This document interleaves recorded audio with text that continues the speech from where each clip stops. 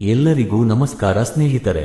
ಧೈರ್ಯ ಮತ್ತು ಸಾಹಸದ ಪ್ರತೀಕವಾಗಿರುವ ಮೇಷರಾಶಿಯ ಆತ್ಮೀಯ ಮಿತ್ರರೇ, 2026ರ ಹೊಸ ವರ್ಷದ ಮೊದಲ ತಿಂಗಳು ನಿಮ್ಮ ಪಾಲಿಗೆ ಕೇವಲ ಒಂದು ತಿಂಗಳಲ್ಲ. ಇದು ನಿಮ್ಮ ಇಡೀ ವರ್ಷದ ಭವಿಷ್ಯವನ್ನು ನಿರ್ಧರಿಸುವ ಅಡಿಪಾಯದ ತಿಂಗಳಾಗಿದೆ. ಜನವರಿ ತಿಂಗಳು ನಿಮಗೆ ಹೊಸ ಭರವಸೆ, ಹೊಸ ಶಕ್ತಿ ಮತ್ತು ಅನಿರೀಕ್ಷಿತ ಧನಲಾಭವನ್ನು ತರುತ್ತಿದೆ. ಆದರೆ ಇದರ ಜೊತೆಯಲ್ಲೇ ನಿಮ್ಮ ಹಠ ಮತ್ತು ಕೋಪವೇ ನಿಮಗೆ ಮುಳ್ಳಾಗುವ ಸಾಧ್ಯತೆಯೂ ಇದೆ. ಈ ತಿಂಗಳು ನಿಮ್ಮ ಜೀವನದಲ್ಲಿ ಯಾವ ದೊಡ್ಡ ಬದಲಾವಣೆ ಆಗಲಿದೆ, ನಿಮ್ಮ ರಾಶ್ಯಾಧಿಪತಿ ಕುಜನ ಆಟವೇನು ಮತ್ತು ಈ ತಿಂಗಳು ನಿಮ್ಮನ್ನು ಹುಡುಕಿಕೊಂಡು ಬರುವ ಅದೃಷ್ಟ ವ್ಯಕ್ತಿ ಯಾರು ಎಂಬುದನ್ನು ಇಲ್ಲಿ ವಿವರವಾಗಿ ತಿಳಿದುಕೊಳ್ಳೋಣ ಬನ್ನಿ. ಈ ಒಂದು ತಿಂಗಳ ಭವಿಷ್ಯವನ್ನು ತಿಳಿದುಕೊಂಡು ಕೆಲವು ಮುಖ್ಯ ನಿಯಮಗಳನ್ನು ಪಾಲಿಸಿದರೆ ಕಳೆದುಕೊಂಡಂತಹ ಸುಖ, ನೆಮ್ಮದಿ ಮತ್ತು ಐಶ್ವರ್ಯ ಮರಳಿ ಸಿಗಲಿದೆ. ಜೀವನದಲ್ಲಿ ಸದಾ ಏಳಿಗೆಯನ್ನು ಕಾಣಲು ನೀವು ಯಾವ ರೀತಿ ನಡೆದುಕೊಳ್ಳಬೇಕು ಮತ್ತು ಈ ತಿಂಗಳ ವಿಶೇಷ ಲಾಭಗಳೇನು ಎಂಬುದನ್ನು ಈ ವಿಡಿಯೋದಲ್ಲಿ ಸಂಪೂರ್ಣವಾಗಿ ತಿಳಿಸಿಕೊಡುತ್ತೇವೆ. ಹಾಗೆ ಈ ಮಾಹಿತಿಯನ್ನು ಪೂರ್ತಿಯಾಗಿ ನೋಡಿ ಮತ್ತು ಎಲ್ಲರೂ ಭಕ್ತಿಯಿಂದ ಓಂ ನಮಃ ಶಿವಾಯ ಅಥವಾ ಜೈ ಆಂಜನೇಯ ಎಂದು ಕಾಮೆಂಟ್ ಮಾಡಿ. ಮೇಷ ರಾಶಿಯ ಅಧಿಪತಿಯಾದ ಕುಜನು ಈ ತಿಂಗಳು ನಿಮಗೆ ಅದಮ್ಯ ಉತ್ಸಾಹವನ್ನು ತುಂಬಲಿದ್ದಾನೆ. ವಿಶೇಷವಾಗಿ ಜನವರಿ ತಿಂಗಳ ಉತ್ತರಾರ್ಧದಲ್ಲಿ ಸೂರ್ಯನು ಮಕರ ರಾಶಿಯನ್ನು ಪ್ರವೇಶಿಸುವುದು ನಿಮ್ಮ ವೃತ್ತಿ ಜೀವನದಲ್ಲಿ ದೊಡ್ಡ ತಿರುವು ನೀಡಲಿದೆ. ಇದು ನಿಮ್ಮ ಪಾಲಿಗೆ ಸುವರ್ಣ ಕಾಲ ಎಂದೇ ಹೇಳಬಹುದು. ಆದರೆ ಶನಿಯ ದೃಷ್ಟಿಯು ನಿಮ್ಮ ಖರ್ಚಿನ ಮೇಲೆ ಮತ್ತು ಆರೋಗ್ಯದ ಮೇಲೆ ಬೀಳಲಿದ್ದು, ಎಚ್ಚರ ತಪ್ಪಿದರೆ ಕಷ್ಟ ಕಟ್ಟಿಟ್ಟ ಬುತ್ತಿ. ಹಾಗಾದರೆ ಬನ್ನಿ ನಿಮ್ಮ ಜೀವನದ ಪ್ರತಿಯೊಂದು ಕ್ಷೇತ್ರದ ಬಗ್ಗೆ ವಿವರವಾಗಿ ನೋಡೋಣ. ಈಗ ನೇರವಾಗಿ ಜನವರಿ 2026ರ ಗ್ರಹಗಳ ಸಂಚಾರವನ್ನು ಗಮನಿಸೋಣ. ಈ ತಿಂಗಳು ಆಕಾಶದಲ್ಲಿ ಒಂದು ಅದ್ಭುತವಾದ ಗ್ರಹಗಳ ಸಮಾಗಮ ನಡೆಯಲಿದೆ. ಮುಖ್ಯವಾಗಿ ಜನವರಿ 12ನೇ ತಾರೀಕಿನಂದು ಶುಕ್ರ ಗ್ರಹವು ಮಕರ ರಾಶಿಗೆ ಪ್ರವೇಶ ಮಾಡಲಿದ್ದಾನೆ. ಇದರ ಬೆನ್ನಲ್ಲೇ ಜನವರಿ 14ನೇ ತಾರೀಕಿನಂದು ಸೂರ್ಯದೇವನು ಮಕರ ರಾಶಿಗೆ ಪ್ರವೇಶ ಮಾಡುತ್ತಾನೆ. ಇದನ್ನು ನಾವು ಅತ್ಯಂತ ಪವಿತ್ರವಾದ ಮಕರ ಸಂಕ್ರಾಂತಿ ಎಂದು ಆಚರಿಸುತ್ತೇವೆ. ಇದಾದ ನಂತರ ಜನವರಿ 15 ಅಥವಾ 16ನೇ ತಾರೀಕಿನಂದು ಕುಜಗ್ರಹವು ಅಂದರೆ ಮಂಗಳನು ಮಕರ ರಾಶಿಗೆ ಬರುತ್ತಾನೆ ಮತ್ತು ಜನವರಿ 17ನೇ ತಾರೀಕಿನಂದು ಬುಧನು ಕೂಡ ಮಕರ ರಾಶಿಯನ್ನು ಸೇರುತ್ತಾನೆ. ಅಂದರೆ ಈ ತಿಂಗಳ ಮಧ್ಯಭಾಗದಲ್ಲಿ ಮಕರ ರಾಶಿಯಲ್ಲಿ ಚತುರ್ಗ್ರಹ ಯೋಗ ಏರ್ಪಡುತ್ತಿದೆ. ಒಂದೇ ರಾಶಿಯಲ್ಲಿ 4 ಪ್ರಬಲ ಗ್ರಹಗಳು ಸೇರುತ್ತಿರುವುದು ಜ್ಯೋತಿಷ್ಯ ಶಾಸ್ತ್ರದ ಪ್ರಕಾರ ಬಹಳ ದೊಡ್ಡ ಪರಿಣಾಮವನ್ನು ಬೀರುವ ವಿದ್ಯಮಾನವಾಗಿದೆ. ಈ ಬದಲಾವಣೆಗಳು ಮೇಷ ರಾಶಿಯವರ ಮೇಲೆ ಹೇಗೆ ಪ್ರಭಾವ ಬೀರಲಿದೆ ಎಂದು ವಿವರವಾಗಿ ನೋಡೋಣ. ಮೊದಲಿಗೆ ನಿಮ್ಮ ವೃತ್ತಿ ಮತ್ತು ಉದ್ಯೋಗದ ವಿಚಾರಕ್ಕೆ ಬರುವುದಾದರೆ, ಸೂರ್ಯನು ನಿಮ್ಮ ಕರ್ಮಸ್ಥಾನವನ್ನು ಪ್ರಬಲಗೊಳಿಸುತ್ತಿರುವುದರಿಂದ ಉದ್ಯೋಗದಲ್ಲಿರುವವರಿಗೆ ಇದು ರಾಜಯೋಗದ ಸಮಯ. ಯಾರ್ಯಾರು ಕಳೆದ ವರ್ಷ ಕೆಲಸದಲ್ಲಿ ಅವಮಾನವನ್ನು ಎದುರಿಸಿದ್ದಿರೋ ಅಥವಾ ಎಷ್ಟೇ ಕಷ್ಟಪಟ್ಟು ಕೆಲಸ ಮಾಡಿದರೂ ಮನ್ನಣೆ ಸಿಗುತ್ತಿಲ್ಲ ಎಂದು ಕೊರಗುತ್ತಿದ್ದಿರೋ ಅವರಿಗೆ ಈ ಜನವರಿ ತಿಂಗಳು ಅನಿರೀಕ್ಷಿತ ಯಶಸ್ಸನ್ನು ನೀಡಲಿದೆ. ಚತುರ್ಗ್ರಹ ಯೋಗವು ನಿಮ್ಮ 10ನೇ ಮನೆಯಲ್ಲಿ ನಡೆಯುತ್ತಿರುವುದರಿಂದ ಸರ್ಕಾರಿ ಉದ್ಯೋಗಕ್ಕಾಗಿ ಪ್ರಯತ್ನಿಸುತ್ತಿರುವವರಿಗೆ ನೇಮಕಾತಿ ಆದೇಶ ಕೈಸೇರುವ ಸಾಧ್ಯತೆಗಳು ದಟ್ಟವಾಗಿವೆ. ಖಾಸಗಿ ಕಂಪನಿಗಳಲ್ಲಿ ಕೆಲಸ ಮಾಡುವವರಿಗೆ ಬಡ್ಡಿ ಅಥವಾ ಸಂಬಳ ಹೆಚ್ಚಳದ ಸಿಹಿ ಸುದ್ದಿ ಜನವರಿ 20ನೇ ತಾರೀಕಿನ ನಂತರ ಕೇಳಿ ಬರಲಿದೆ. ನಿರುದ್ಯೋಗಿಗಳು ಇಷ್ಟು ದಿನ ಎಷ್ಟೇ ಇಂಟರ್ವ್ಯೂ ಅಟೆಂಡ್ ಮಾಡಿದರೂ ಫಲ ಸಿಗದೆ ಬೇಸರಗೊಂಡಿದ್ದರೆ, ಈ ತಿಂಗಳು ಯಾರೋ ಒಬ್ಬ ಹಿರಿಯ ವ್ಯಕ್ತಿಯ ಅಥವಾ ಸ್ನೇಹಿತನ ಸಹಾಯದಿಂದ ನಿಮಗೆ ಗೌರವಯುತವಾದ ಕೆಲಸ ಸಿಗಲಿದೆ. ಇನ್ನು ವ್ಯಾಪಾರಸ್ಥರಿಗೆ ಮತ್ತು ಉದ್ಯಮಿಗಳಿಗೆ ಇದು ಸುಗ್ಗಿಕಾಲ ಎಂದೇ ಹೇಳಬಹುದು. ನೀವು ಹಾಕಿದ ಬಂಡವಾಳಕ್ಕೆ 2ರಷ್ಟು ಲಾಭ ಬರುವಂತಹ ಯೋಗವಿದೆ.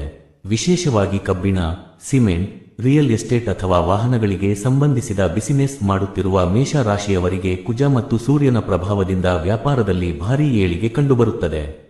ಪಾಲುದಾರಿಕೆ ವ್ಯವಹಾರದಲ್ಲಿ ಇದ್ದಂತಹ ಮನಸ್ತಾಪಗಳು ದೂರವಾಗಿ ಹೊಸ ಒಪ್ಪಂದಗಳು ಕೂಡ ಆಗುವ ಸಾಧ್ಯತೆ ಇದೆ. 2026ರ ಆರಂಭವೇ ನಿಮಗೆ ಆರ್ಥಿಕವಾಗಿ ಭದ್ರ ಬುನಾದಿಯನ್ನು ಹಾಕಿಕೊಡಲಿದೆ. ಕೃಷಿಕರಿಗೆ ಈ ತಿಂಗಳು ಬಹಳ ಫಲಪ್ರದವಾಗಿದೆ. ನೀವು ಬೆಳೆದ ಬೆಳೆಗಳಿಗೆ ಮಾರುಕಟ್ಟೆಯಲ್ಲಿ ಉತ್ತಮ ಬೆಲೆ ಸಿಗುವುದಲ್ಲದೆ, ಕೃಷಿ ಭೂಮಿಗೆ ಸಂಬಂಧಿಸಿದಂತೆ ಇದ್ದ ವ್ಯಾಜ್ಯಗಳು ನಿಮ್ಮ ಪರವಾಗಿ ಬಗೆಹರಿಯಲಿವೆ. ಸಾಲದ ಬಾಧೆಯಿಂದ ಬಳಲುತ್ತಿದ್ದ ರೈತರಿಗೆ ಋಣಮುಕ್ತರಾಗುವ ದಾರಿಗಳು ಗೋಚರಿಸಲಿವೆ. ಹಣಕಾಸಿನ ವಿಚಾರಕ್ಕೆ ಬರುವುದಾದರೆ ಈ ತಿಂಗಳು ಮೇಷ ರಾಶಿಯವರ ಜೇಬು ತುಂಬಿರುತ್ತದೆ ಎಂದು ನಿಸ್ಸಂಶಯವಾಗಿ ಹೇಳಬಹುದು. ಗುರು ಗ್ರಹದ ಅನುಗ್ರಹ ಮತ್ತು 10ನೇ ಮನೆಯಲ್ಲಿರುವ ಗ್ರಹಗಳ ಬಲದಿಂದ ಅನಿರೀಕ್ಷಿತ ಧನಾಗಮನದ ಯೋಗವಿದೆ. ನೀವು ಯಾರಿಗೋ ಕೊಟ್ಟು ಮರೆತು ಹೋಗಿದ್ದ ಸಾಲದ ಹಣ ಅಥವಾ ವರ್ಷಗಳಿಂದ ಬರಬೇಕಿದ್ದ ಬಾಕಿ ಹಣ ಈ ತಿಂಗಳು ವಾಪಸ್ ಬರುವ ಸಾಧ್ಯತೆ ಇದೆ. ಕೋರ್ಟು ಕಚೇರಿ ವಿಚಾರಗಳಲ್ಲಿ, ಆಸ್ತಿಪಾಸ್ತಿ ವ್ಯಾಜ್ಯಗಳಲ್ಲಿ ಸಿಲುಕಿಕೊಂಡಿದ್ದರೆ ಜನವರಿ ತಿಂಗಳಲ್ಲಿ ತೀರ್ಪು ನಿಮ್ಮ ಪರವಾಗಿ ಬರುವ ಅಥವಾ ರಾಜಿ ಸಂಧಾನದ ಮೂಲಕ ನಿಮಗೆ ಹಣ ಕೈಸೇರುವ ಯೋಗವಿದೆ. ಲಾಟರಿ, ಶೇರ್ ಮಾರುಕಟ್ಟೆ ಅಥವಾ ಹೂಡಿಕೆ ಮೂಲಕವೂ ಸಣ್ಣ ಮಟ್ಟದ ಲಾಭವನ್ನು ನಿರೀಕ್ಷಿಸಬಹುದು. ಆದರೆ ಹೂಡಿಕೆ ಮಾಡುವಾಗ ದುರಾಸೆ ಪಡದೆ ಎಚ್ಚರಿಕೆ ವಹಿಸುವುದು ಅಗತ್ಯ. ಒಟ್ಟಾರೆಯಾಗಿ ಆರ್ಥಿಕವಾಗಿ ನೀವು ಸುಧಾರಿಸಿಕೊಳ್ಳುವ ತಿಂಗಳು ಇದಾಗಿದೆ. ಈಗ ವೈಯಕ್ತಿಕ ಜೀವನದ ಬಗ್ಗೆ ಮಾತನಾಡೋಣ. ಮಧ್ಯಮ ವಯಸ್ಕರಿಗೆ ಮತ್ತು ಗೃಹಿಣಿಯರಿಗೆ ಈ ತಿಂಗಳು ಮನಸ್ಸಿಗೆ ನೆಮ್ಮದಿ ತರುವಂತಹ ಘಟನೆಗಳು ನಡೆಯಲಿವೆ. ಮನೆಯಲ್ಲಿ ಶುಭ ಕಾರ್ಯಗಳು, ಪೂಜೆ ಪುರಸ್ಕಾರಗಳು ನೆರವೇರಲಿವೆ. ಮದುವೆಯಾಗಿಲ್ಲದವರಿಗೆ ಕಂಕಣ ಭಾಗ್ಯ ಕೂಡಿಬರಲಿದೆ. ಈಗಾಗಲೇ ಮಾತುಕತೆ ನಡೆದು ಮುರಿದು ಬಿದ್ದಿದ್ದ ಸಂಬಂಧಗಳು ಮತ್ತೆ ಜೋಡಣೆಯಾಗುವ ಕಾಲ ಇದಾಗಿದೆ. ಗಂಡ ಹೆಂಡತಿ ಸಂಬಂಧದಲ್ಲಿ ಇದ್ದಂತಹ ಸಣ್ಣ ಪುಟ್ಟ ಜಗಳಗಳು ಈಗ ಪ್ರೀತಿಯಾಗಿ ಬದಲಾಗಲಿವೆ. ಆದರೆ ಸೂರ್ಯ ಮತ್ತು ಮಂಗಳ ಒಂದೇ ರಾಶಿಯಲ್ಲಿ ಇರುವುದರಿಂದ ಕೆಲವೊಮ್ಮೆ ಕೋಪ ಕೈಮೀರಿ ಹೋಗಬಹುದು. ಆದ್ದರಿಂದ ಸಂಗಾತಿಯ ಜೊತೆ ಮಾತನಾಡುವಾಗ ತಾಳ್ಮೆ ಇರಲಿ. ಸಂತಾನ ಅಪೇಕ್ಷೆಯಲ್ಲಿರುವ ದಂಪತಿಗಳಿಗೆ ವೈದ್ಯಕೀಯ ಚಿಕಿತ್ಸೆ ಫಲಕಾರಿಯಾಗುವ ಅಥವಾ ಸಂತಾನ ಲಾಭದ ಶುಭ ಸಮಾಚಾರ ಕೇಳುವ ಯೋಗವಿದೆ. ಮಕ್ಕಳ ವಿದ್ಯಾಭ್ಯಾಸದ ವಿಚಾರದಲ್ಲಿ ಪೋಷಕರಿಗೆ ಇದ್ದ ಆತಂಕ ದೂರವಾಗಲಿದೆ. ವಿದ್ಯಾರ್ಥಿಗಳಿಗೆ, ವಿಶೇಷವಾಗಿ ಸ್ಪರ್ಧಾತ್ಮಕ ಪರೀಕ್ಷೆಗಳನ್ನು ಬರೆಯುತ್ತಿರುವವರಿಗೆ ಮತ್ತು ತಾಂತ್ರಿಕ ಶಿಕ್ಷಣ ಕಲಿಯುತ್ತಿರುವವರಿಗೆ ಈ ಗ್ರಹಗಳ ಸಂಯೋಜನೆ ಅದ್ಭುತವಾದ ಏಕಾಗ್ರತೆಯನ್ನು ನೀಡಲಿದೆ. ವಿದೇಶಿ ವಿದ್ಯಾಭ್ಯಾಸ ಅಥವಾ ವಿದೇಶಿ ಪ್ರಯಾಣಕ್ಕಾಗಿ ಪ್ರಯತ್ನಿಸುತ್ತಿರುವವರಿಗೆ ವೀಸಾ ಸಮಸ್ಯೆಗಳು ಬಗೆಹರಿದು ವಿಮಾನ ಏರುವ ಯೋಗ ಕೂಡಿಬರಲಿದೆ. ವಿದೇಶದಲ್ಲಿ ಉದ್ಯೋಗದಲ್ಲಿರುವವರಿಗೆ ತಾಯ್ನಾಡಿಗೆ ಬಂದು ಹೋಗುವ ಅವಕಾಶ ಸಿಗಬಹುದು. ಈ ತಿಂಗಳು ನಿಮ್ಮ ಜೀವನದಲ್ಲಿ ಒಬ್ಬ ವಿಶೇಷ ವ್ಯಕ್ತಿಯ ಭೇಟಿಯಾಗಲಿದೆ. ಇವರು ನಿಮ್ಮ ಹಳೆಯ ಸ್ನೇಹಿತರಾಗಿರಬಹುದು ಅಥವಾ ದೂರದ ಸಂಬಂಧಿಯಾಗಿರಬಹುದು. ಇವರಿಂದ ನಿಮಗೆ ವ್ಯವಹಾರದಲ್ಲಿ ಅಥವಾ ವೃತ್ತಿ ಬದುಕಿನಲ್ಲಿ ಹೊಸ ದಾರಿ ಸಿಗಲಿದೆ. ಇವರ ಸಲಹೆಯನ್ನು ತಿರಸ್ಕರಿಸಬೇಡಿ ಸ್ನೇಹಿತರೆ. ಇಷ್ಟೆಲ್ಲ ಸಕಾರಾತ್ಮಕ ಫಲಗಳಿದ್ದರೂ ನಾನು ಮೊದಲೇ ಹೇಳಿದಂತೆ ಜೀವನ ಅಂದಮೇಲೆ ಏಳು ಬೀಳು ಸಹಜ. ಈ ತಿಂಗಳ ಅಂತ್ಯದಲ್ಲಿ ಅಥವಾ ತಿಂಗಳ ಮಧ್ಯಭಾಗದಲ್ಲಿ ಒಂದು ಕಠಿಣ ಸವಾಲು ನಿಮಗೆ ಎದುರಾಗಲಿದೆ. ಅದೇನಪ್ಪಾ ಅಂದರೆ ನಿಮ್ಮದೇ ಕ್ಷೇತ್ರದಲ್ಲಿರುವ ಕೆಲವರು ನಿಮ್ಮ ಏಳಿಗೆಯನ್ನು ಸಹಿಸದೆ ನಿಮ್ಮ ವಿರುದ್ಧ ಗುಪ್ತವಾಗಿ ಸಂಚು ರೂಪಿಸಬಹುದು. ಇದನ್ನು ಗುಪ್ತ ಶತ್ರುಗಳ ಕಾಟ ಎಂದು ಕರೆಯಬಹುದು. ನಿಮ್ಮ ಕಚೇರಿಯಲ್ಲಿ ಅಥವಾ ನಿಮ್ಮ ಸಂಬಂಧಿಕರಲ್ಲೇ ಒಬ್ಬರು ನಿಮ್ಮ ಮುಖದ ಮುಂದೆ ನಗುತ್ತಾ ಬೆನ್ನ ಹಿಂದೆ ನಿಮ್ಮ ಬಗ್ಗೆ ಇಲ್ಲಸಲ್ಲದ ಅಪಪ್ರಚಾರ ಮಾಡುವ ಸಾಧ್ಯತೆ ಇದೆ. ಸೂರ್ಯ ಮತ್ತು ಮಂಗಳ ಮಕರ ರಾಶಿಯಲ್ಲಿ ಸೇರಿದಾಗ ಅಧಿಕಾರ ಸಿಗುತ್ತದೆ ನಿಜ, ಆದರೆ ಅದು ಅಹಂಕಾರವನ್ನು ತರಬಹುದು. ನಿಮ್ಮ ಮಾತಿನ ತೀಕ್ಷ್ಣತೆ ಹೆಚ್ಚಾಗಿ ಆಪ್ತರೆ ದೂರವಾಗುವಂತಹ ಪರಿಸ್ಥಿತಿ ಒಂದೆರಡು ಬಾರಿ ಎದುರಾಗಬಹುದು. ಅತಿಯಾದ ಕೆಲಸದ ಒತ್ತಡದಿಂದ ಬೆನ್ನು ನೋವು ಅಥವಾ ಉಷ್ಣಕ್ಕೆ ಸಂಬಂಧಿಸಿದ ಆರೋಗ್ಯ ಸಮಸ್ಯೆಗಳು ನಿಮ್ಮನ್ನು ಬಾಧಿಸಬಹುದು. ವಾಹನ ಚಾಲನೆ ಮಾಡುವಾಗಲೂ ಕೂಡ ಜನವರಿ 15ರಿಂದ 25ರ ಅವಧಿಯಲ್ಲಿ ಸ್ವಲ್ಪ ಎಚ್ಚರಿಕೆ ಅಗತ್ಯ.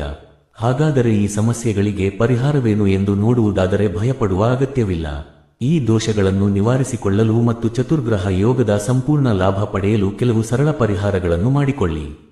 ಮೊದಲನೆಯದಾಗಿ ಮಂಗಳವಾರದಂದು ಸುಬ್ರಹ್ಮಣ್ಯ ಸ್ವಾಮಿಯ ಅಥವಾ ಆಂಜನೇಯ ಸ್ವಾಮಿಯ ದೇವಸ್ಥಾನಕ್ಕೆ ಹೋಗಿ ದೀಪಾರಾಧನೆ ಮಾಡಿ. ಸಾಧ್ಯವಾದರೆ ಬಡವರಿಗೆ ಅಥವಾ ನಿರ್ಗತಿಕರಿಗೆ ಕೆಂಪು ವಸ್ತ್ರವನ್ನು ಅಥವಾ ತೊಗರಿಬೇಳೆಯನ್ನು ದಾನ ಮಾಡಿ. ಇದು ನಿಮ್ಮ ಮೇಲಿರುವ ಕುಜ ದೋಷದ ಪ್ರಭಾವವನ್ನು ತಗ್ಗಿಸುತ್ತದೆ. ದಿನನಿತ್ಯ ಬೆಳಿಗ್ಗೆ ಸೂರ್ಯದೇವರಿಗೆ ನಮಸ್ಕಾರ ಮಾಡಿ ಒಂದು ತಾಮ್ರದ ಪಾತ್ರೆಯಲ್ಲಿ ನೀರನ್ನು ಅರ್ಪಿಸಿ ಓಂ ಸೂರ್ಯಾಯ ನಮಃ ಎಂದು ಜಪಿಸಿ. ಇದರಿಂದ ಸರ್ಕಾರಿ ಕೆಲಸಗಳಲ್ಲಿರುವ ಅಡೆತಡೆಗಳು ನಿವಾರಣೆಯಾಗುತ್ತವೆ. ಒಟ್ಟಾರೆಯಾಗಿ ಹೇಳುವುದಾದರೆ 2026ರ ಜನವರಿ ತಿಂಗಳು ಮೇಷ ರಾಶಿಯವರ ಪಾಲಿಗೆ ಕತ್ತಲೆಯಿಂದ ಬೆಳಕಿನೆಡೆಗೆ ಕರೆದೊಯ್ಯುವ ತಿಂಗಳಾಗಿದೆ. ಸಣ್ಣ ಪುಟ್ಟ ಅಡೆತಡೆಗಳು ಬಂದರೂ ಅಂತಿಮ ಜಯ ನಿಮ್ಮದೇ. ನಿಮ್ಮ ಆತ್ಮವಿಶ್ವಾಸವನ್ನು ಕಳೆದುಕೊಳ್ಳಬೇಡಿ. ಅಂತಿಮವಾಗಿ ಮೇಷರಾಶಿಯವರೇ, ಈ ತಿಂಗಳು ನಿಮಗೆ ಅತಿ ವೇಗವಾಗಿ ಓಡುವ ಕುದುರೆ ಇದ್ದಂತೆ. ಲಗಾಮು ನಿಮ್ಮ ಕೈಯಲ್ಲಿದ್ದರೆ ಗೆಲುವು ನಿಮ್ಮದೇ, ನಿಯಂತ್ರಣ ತಪ್ಪಿದರೆ ಅಪಾಯ ಕಟ್ಟಿಟ್ಟ ಬುತ್ತಿ. ನಿಮ್ಮ ಬುದ್ಧಿವಂತಿಕೆಯನ್ನು ಸರಿಯಾಗಿ ಬಳಸಿದರೆ ಈ ತಿಂಗಳು ನಿಮ್ಮ ಜೀವನದ ಸುವರ್ಣ ಅಧ್ಯಾಯವಾಗಲಿದೆ. ಮತ್ತು ವಿಡಿಯೋವನ್ನು ಲೈಕ್ ಮಾಡಿ ನಿಮ್ಮ ಸ್ನೇಹಿತರೊಂದಿಗೆ ಹಂಚಿಕೊಳ್ಳಿ. ಎಲ್ಲರಿಗೂ ಒಳ್ಳೆಯದಾಗಲಿ. ಧನ್ಯವಾದಗಳು.